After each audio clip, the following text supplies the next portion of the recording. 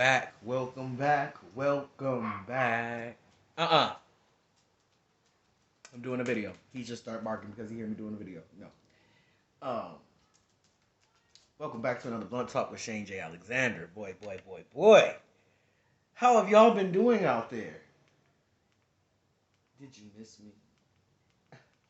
ah. Ah.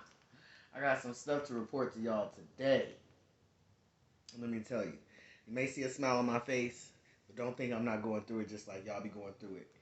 Things like that. But when it comes to giving a testimony and it comes to saying it out loud, being proud about it, when it comes to we complain about everything, but then when God comes through, we don't want to say that part.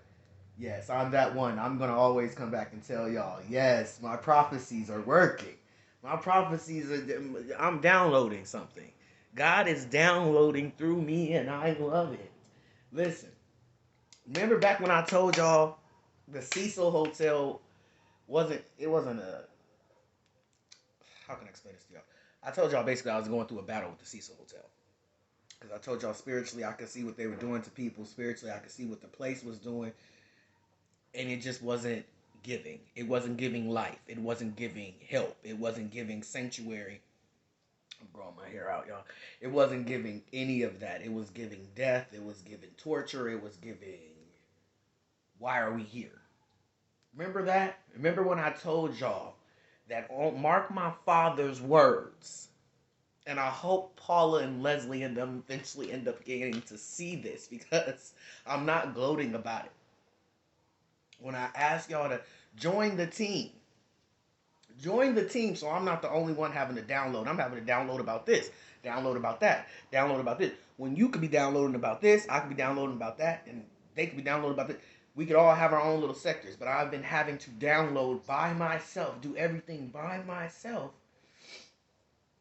And then at the same time, I keep telling myself I stopped wanting to make videos because people ain't listening anyways.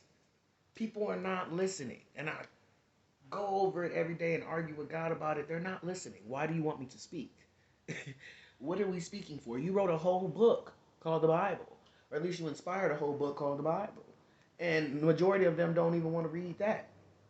Or listen to that on a cassette.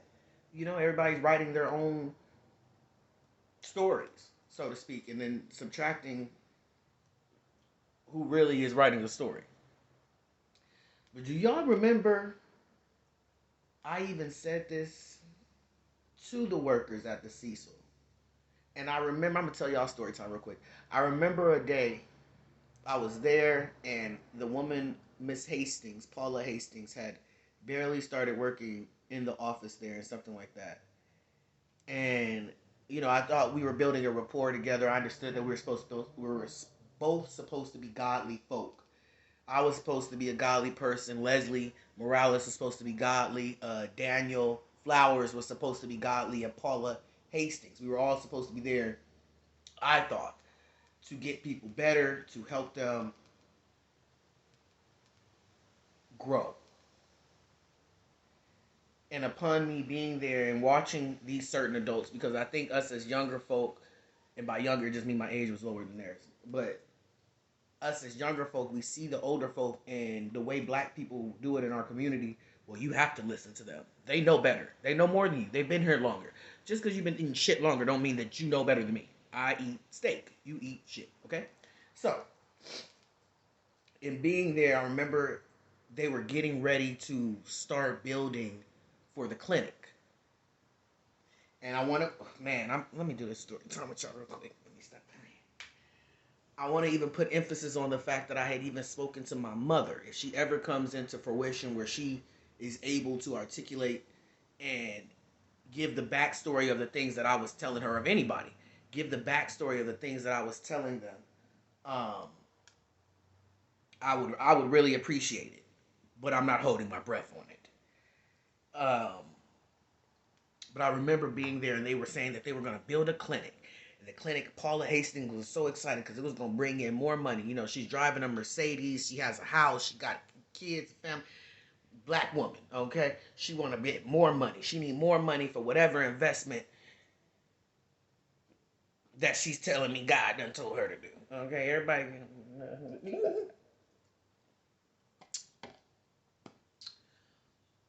And I remember standing there, and I remember her saying, "Well, they're gonna build a clinic downstairs. I hope they don't think they're gonna be in here with us and come up here and talk to us and bother us and things like that and blah blah blah. You know, I'm working and I don't have time to be helping other people figure things. It's a 600 unit building, 600 unit building, and most of the time there's 2 to 3 people inside of the rooms, very small rooms. Um, and I remember turning, and God, I hadn't learned how to download without sharing information. I download and then I like to share. I thought that was the whole point, meaning behind this. Us light workers. It's not. It's not the meaning. It's not the purpose. But I remember her saying that, and my brain instantly said, "Wow, you want the money, but you don't want the work that comes with getting the money." And God laughed in my head, which made me laugh. And y'all can believe me or not, but he laughed, and it made when he laughs, it makes me laugh out loud. Like I hear it in there, like that. Like y'all don't understand when you have that type of relationship, because he will. And everybody also, I would like to point out, I say he because on this planet that is the noun, the pronoun that y'all use for God, omnipotent being, everything and nothing. Okay, I can say it in 50 million ways, but understand it is only one. When he laughs in response to people, it makes me laugh. Okay, automatically. Number one, it's like having Kevin Hart in your head, and it's like you hear the joke at the same time of the laughter. Does that make sense? Like I hear the punchline and I know why you laugh.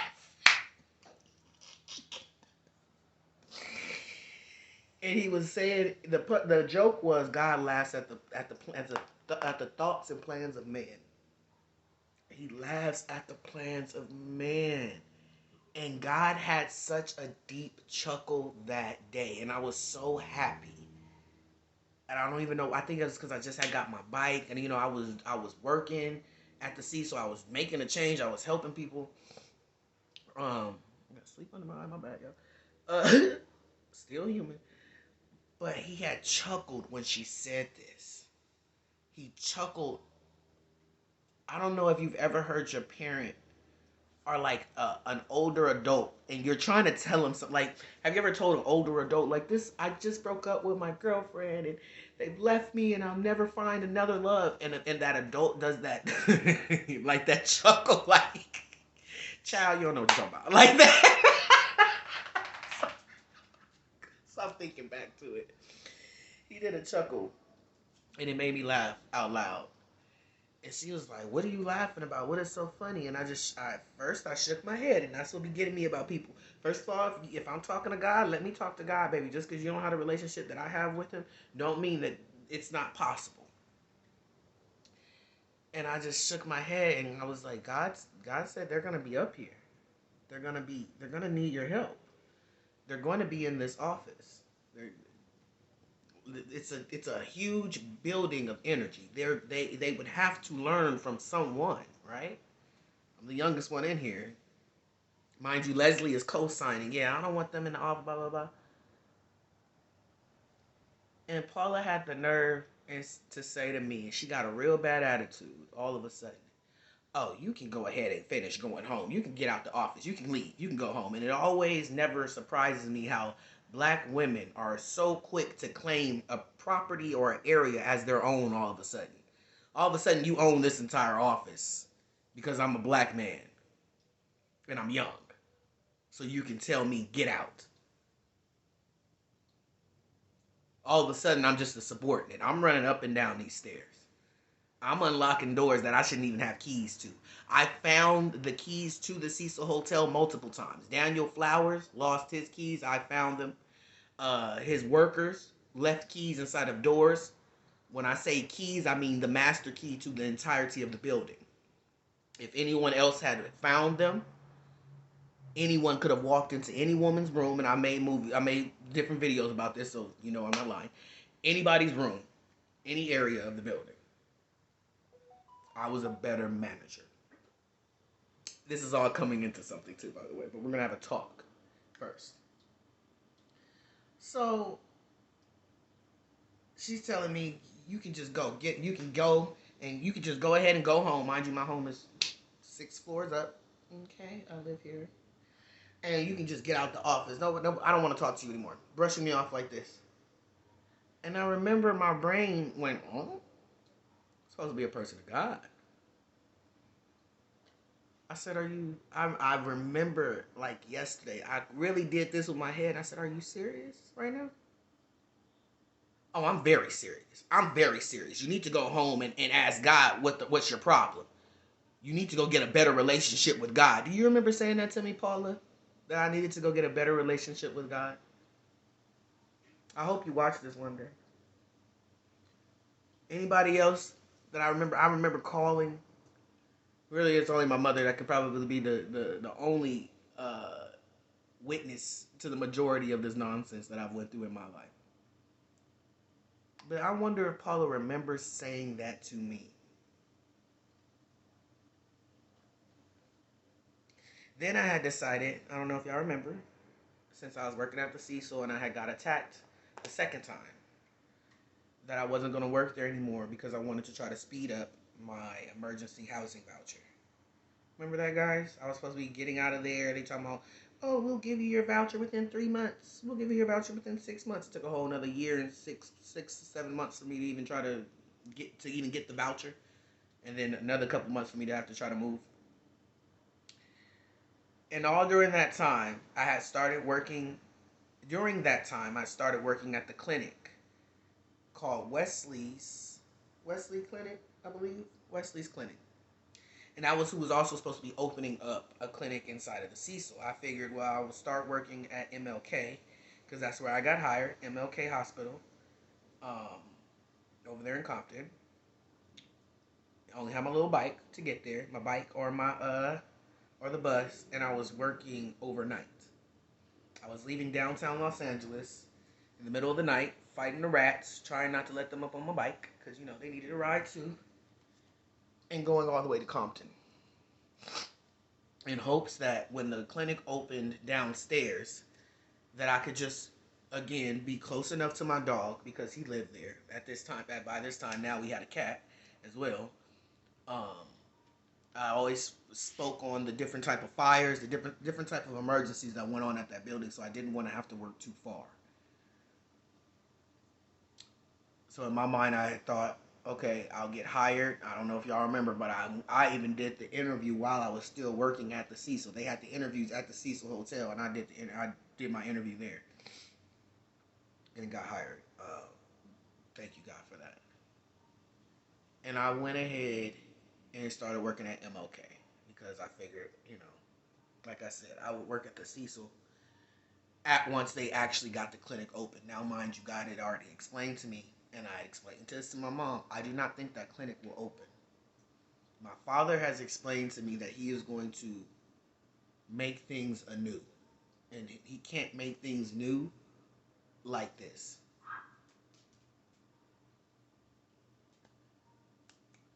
My neighbor has a dog, but he never brings it out. I never see it. Anyways, and while I was working and I want you guys to understand this whole story. Really, if you ever really hear what I'm saying and understand, you'll see what I'm trying to get y'all to understand when they say no weapon formed against you shall prosper. While working at the clinic, Leslie Morales decided to call one of the head bosses of MLK and let her know that she did not want me working at the Cecil Hotel. She had told them lies about me, saying that I was going around the building destroying things and that I was going around the building hitting tenants without cause or reason. No one ever paid me for that defamation of character, by the way. Send some demons to your door for that. And because of this, I was not able to once the if the clinic had opened, transfer, which was the whole point. I did not want to keep going all the way to Compton. I don't know Compton. I'm not scared of going anywhere, honestly. That's long gone now at this point. People know I don't gang bang. You can tell by looking at me, I don't gang bang. I will beat your ass. Um, I did not want to do that. I did not want to have to go all the way to Compton every single day at 3 in the morning and stuff like that. That was an odd hour for me. It was odd to be leaving, my dog, and then by the time I come back, I gotta bring him outside, and people are outside that are trying to hurt me, and management don't care, Paula don't care, Leslie don't care, Daniel don't care, so I'm out. I'm by myself in these trenches, and I had explained to them, I'm not a Christian pastor. I'm dealing with spirituality, and I believe that we are in. And I specifically I told them one day, so I'm going to say this, and I'm going to get it out. It was like I was growing a lot while there. It was competition within myself to get myself where I needed to be, and I didn't even know where I needed to be. I don't know if you can understand that. But to sit and allow wrongdoings to go on and then go home and expect my conscience, the way it works, to not feel anything would have been it wouldn't have worked. That would have been impossible. So once I got attacked that second time, and I remember again, even Paula and Leslie laughing about it, saying, "Oh, well, that happened. That happened the other day. Why are you still worried about it?" I think I had something was still hurting on me and stuff like that. Um, and it was just the way they went about things. That while I was there, I wanted I wanted change. And when I would sit in my room, and I say this to people, um, in the best way possible. But I would sit in my room and I would pray against them. It's not to be mean.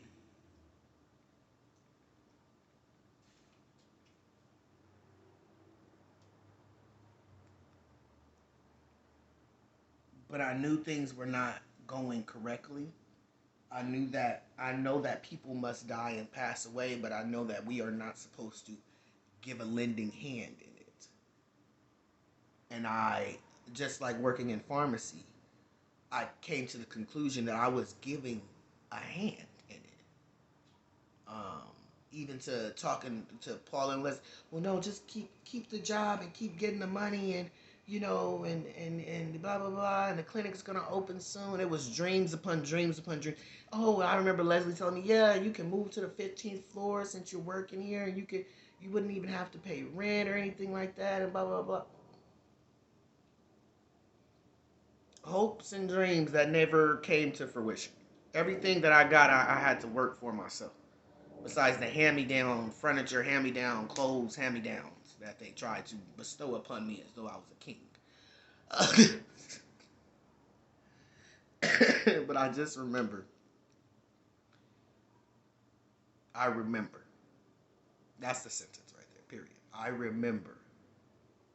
I remember walking through those halls. I remember saying, hey, we should do this, we should do that. We should do this, we should do that. This is what we need. This is what we need. I don't want to see these people out on the streets. My whole thing was, if they end up out on the streets, because I was there, where can we go? The whole thing was, oh, they supposed to get you a hotel. You think I'm going to trust somebody to get me a hotel, and they can't even keep rats out of their own building? They can't keep roaches out of their own building? They allowing seagulls to live here? So, while finishing up and leaving and things like that, I still prayed. I still was praying. When I had to go up there, I think I went up there randomly. The very last time, I think, to say bye to Paula or something like that. I don't know. No. I was up there for something else. I was up there for something else. I can't remember what I went up there for. But I went up there and I had said hi to everybody and things like that. I think I was looking for my reimbursement. I was still waiting for a check that legally I was supposed to get when I quit the job. And I remember there was a tenant in the office and Paula was going off on this tenant. She was talking to her poorly. It was as though she'd forgotten that everybody in there had mental illness. And she herself had embodied it. You know what I'm saying? You be around something so much, either you help it or you join it. And she had joined it. And I couldn't help but kept thinking in my head, my father is going to tear this place down. I don't know how, but he is going to tear this place down. Like, I really feel like how when Jesus said, like, walking up in the temple, like, do y'all realize this was made by man and I don't work for man? There's something greater than these bricks and this mortar and all of this that you put together. And I remember turning and looking at the wall, and the paint was chipping in the office. And it was chipping right where I had been sitting. But it wasn't chipping when I was there. But it was chipping. And I remember taking a piece of that paint and ripping it off, and in my head thinking, that's the start right there. If my daddy said he want to take it down, I'm going to start to. I'm gonna put the energy in it. And I'm going to take this piece, and that's one. And like they say, piece by piece, it will come down. The whole point of this video now. I just read online, because remember you guys also, I don't know if you remember, since like beginning of last month, I started a whole like social media fasting. We have Ramadan right now going on. Happy Ramadan to anybody who celebrates it. No, I do not celebrate it. I'm not Muslim. I have Muslim characteristics. But I just remember piece by piece it's going to come down. And to see a news article that literally says, I don't want to get the words wrong. Hotel Cecil in downtown LA, infamous for its dark history and eerie occurrences, is up for sale.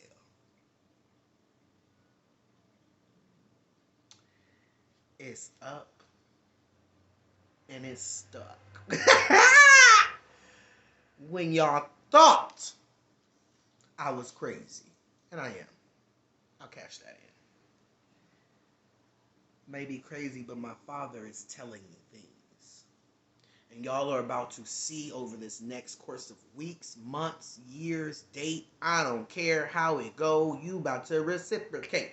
Everybody that talked about me, everybody that didn't believe in me, everybody that left me at my darkest moment, everybody who thought I was just popping my shit, everybody who thought God didn't really fuck with me, he only fucked with you, everybody who thought that I was lying when I said he was going to tear it down, everybody who said he was going to leave me in the dark and I was going to be in a dark place on a sinking ship and never going to swim again, everybody, to everybody, yeah, rock your body. To everybody in the world who said that I wasn't gonna make it out of homelessness. To everybody who left me. Remember the prophecies that I've already spoken that have not come to fruition. Remember the things that still have to be torn down, not because of me, but because that is where we are headed. I am just here to give the warning. There's always a warning before the storm. And I am here to give y'all that warning. No, I don't need you to believe in me anymore. I believe in me. I believe in me. It may not happen right now because that's a big motherfucking building to take down. Amen. Amen. That's a big building to take down by yourself. Amen. If y'all don't believe me, go back and look. Was it LA Times that wrote that? Hold on. Because I'm going to call Jamie like, Jamie! Girl, we did it. We made it, girl. No, that was ABC 7. 2 days ago this came out. What I'm trying to tell y'all is believe in yourselves. I believe in me, and therefore that is going to help others believe in the truth. I don't need you to believe in me. I just need you to believe in truth. When I said truth to those other Christians or to those Christians, it burned their fucking ears. When I even went back up there and said, this will not work like this. I'm telling you it's not going to work. I'm telling you. And for Paula, Leslie, and Daniel, the three amigos that tore it down, from me and Raul, baby. Can we get some claps? From me and Raul, baby. Little baby Africans. To Paula Hastings, Leslie Morales, and Daniel Flowers. Bring them up front, George.